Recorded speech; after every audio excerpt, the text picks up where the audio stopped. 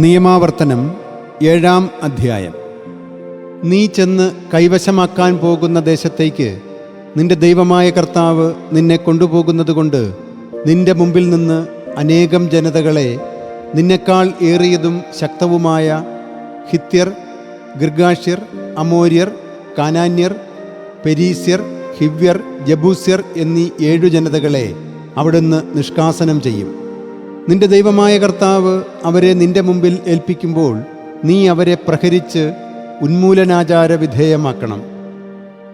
അവരുമായി നീ ഉടമ്പടി ഉണ്ടാക്കരുത്, അവരോട് ദയ കാണിക്കുകയുമരുത്. നീ അവരുമായി വിവാഹബന്ധത്തിലേർപ്പെടരുത്.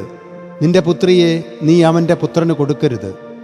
അവൻ്റെ പുത്രിയെ നിന്റെ പുത്രന് വേണ്ടി സ്വീകരിക്കുകയുമരുത്. എന്തെന്നാൽ അവൻ നിന്റെ പുത്രനെ എൻ്റെ പിന്നിൽ നിന്ന് അകറ്റുകയും അവർ മറ്റ് ദേവന്മാരെ സേവിക്കുകയും ചെയ്യും. അപ്പോൾ കർത്താവിൻ്റെ കോപം നിങ്ങൾക്കെതിരെ ജ്വലിക്കുകയും അത് നിന്നെ നൊടിയിടയിൽ ഇല്ലായ്മ ചെയ്യുകയും ചെയ്യും.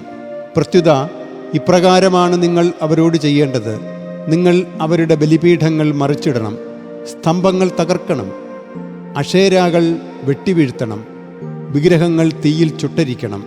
എന്തെന്നാൽ നിന്റെ ദൈവമായ കർത്താവിന് നീ ഒരു വിശുദ്ധ ജനമാണ്. ഭൂമുഖത്തുള്ള എല്ലാ ജനതകളെക്കാളും തനിക്ക് ശ്രേഷ്ഠജനമാകേണ്ടതിന് നിന്റെ ദൈവമായ കർത്താവ് നിന്നെ തിരഞ്ഞെടുത്തിരിക്കുന്നു. കർത്താവ് നിങ്ങളെ ഇഷ്ടപ്പെട്ടതും തിരഞ്ഞെടുത്തതും എല്ലാ ജനങ്ങളെക്കാളും നിങ്ങൾ സംഖ്യാതീതരായിരുന്നതുകൊണ്ടല്ല, നിങ്ങൾ മറ്റെല്ലാ ജനങ്ങളിലും വെച്ച് തീർത്തും കുറവായിരുന്നല്ലോ. തീർച്ചയായും കർത്താവ് നിങ്ങളെ സ്നേഹിച്ചതുകൊണ്ടും നിങ്ങളുടെ പിതാക്കന്മാരോട് ചെയ്ത ശപഥം പാലിച്ചതുകൊണ്ടുമാണ് ശക്തമായ കരത്താൽ കർത്താവ് നിങ്ങളെ പുറത്തു കൊണ്ടുവന്നതും ഈജിപ്ത് രാജാവായ ഫറവോയുടെ കയ്യിൽ നിന്ന്, അടിമകളുടെ ഭവനത്തിൽ നിന്ന് വിമോചനം ചെയ്തതും. അതിനാൽ ഇതു നീ അറിയണം: നിന്റെ ദൈവമായ കർത്താവ് തന്നെയാണ് ദൈവം. തന്നെ സ്നേഹിക്കുന്നവരോടും തൻ്റെ കൽപ്പനകൾ പാലിക്കുന്നവരോടും 1000 തലമുറകളോളം ഉടമ്പടിയും കരുണയും കാത്തുപാലിക്കുന്ന വിശ്വസ്തനായ ദൈവം, തന്നെ വെറുക്കുന്നവരെ നേരിട്ട് നശിപ്പിച്ചുകൊണ്ട് പ്രതികാരം ചെയ്യുന്നവൻ, തന്നെ വെറുക്കുന്നവനോട് നേരിട്ട് പ്രതികാരം ചെയ്യാൻ അവിടുന്ന് വൈകുകയില്ല. ആകയാൽ നീ അനുവർത്തിക്കാനായി ഞാൻ ഇന്ന് നിന്നെ അനുശാസിക്കുന്ന കൽപ്പനയും ചട്ടങ്ങളും ന്യായപ്രമാണങ്ങളും നീ പാലിക്കണം. നിങ്ങൾ ഈ ന്യായപ്രമാണങ്ങൾ കേൾക്കുകയും അവ കാത്ത് അനുവർത്തിക്കുകയും ചെയ്യുന്നതുകൊണ്ട് നിന്റെ ദൈവമായ കർത്താവ് നിന്റെ പിതാക്കന്മാരോട് ശപഥം ചെയ്ത ഉടമ്പടിയും കരുണയും നിന്നോടും പാലിക്കും. അവിടുന്ന് നിന്നെ സ്നേഹിക്കുകയും അനുഗ്രഹിക്കുകയും വർദ്ധിപ്പിക്കുകയും ചെയ്യും. നിനക്ക് തരാനായി അവിടുന്ന് നിന്റെ പിതാക്കന്മാരോട് ശപഥം ചെയ്തിട്ടുള്ള ഭൂമിയിൽ നിന്റെ ഉദരഫലത്തെയും ഭൂഫലത്തെയും ധാന്യം, വീഞ്ഞ്, എണ്ണ എന്നിവയെയും കന്നുകാലി പ്രജനനത്തെയും അജഗർഭങ്ങളെയും അവിടുന്ന് ആശീർവദിക്കും. നീ എല്ലാ ജനങ്ങളെയും കാൾ അനുഗ്രഹീതനായിരിക്കും. നിന്നിലോ നിന്റെ മൃഗഗണത്തിലോ ഷണ്ഡനോ വന്ധ്യയോ ഉണ്ടായിരിക്കുകയില്ല. കർത്താവ് നിന്നിൽ നിന്ന് ഏതു രോഗവും അകറ്റും. നീ അറിഞ്ഞിട്ടുള്ള ഈജിപ്തിൻ്റെ ദുർവ്യാധികളൊന്നും അവിടുന്ന് നിനക്ക് വരുത്തുകയില്ല. എന്നാൽ നിന്നെ വെറുക്കുന്നവർക്കെല്ലാം അവ നൽകും. നിന്റെ ദൈവമായ കർത്താവ് നിനക്കേൽപ്പിച്ചു തരുന്ന ജനങ്ങളെയെല്ലാം നീ സംഹരിക്കണം. അവരുടെ മേൽ നിന്റെ ദയാകടാക്ഷം ഉണ്ടാകരുത്. അവരുടെ ദേവന്മാരെ നീ സേവിക്കരുത്. എന്തെന്നാൽ അതു നിനക്ക് കെണിയാകും. ഈ ജനതകൾ എന്നെക്കാൾ വലുതാണ്, അവരെ എങ്ങനെ എനിക്ക് നിഷ്കാസനം ചെയ്യാനാകും എന്ന് നീ ഹൃദയത്തിൽ ചോദിക്കുന്നുവെന്നിരിക്കട്ടെ. നീ അവരെ ഭയപ്പെടേണ്ടതില്ല. നിന്റെ ദൈവമായ കർത്താവ് ഫറവോയോടും എല്ലാ ഈജിപ്തുകാരോടും ചെയ്തത് ഒന്ന് ഓർത്തു നോക്കൂ.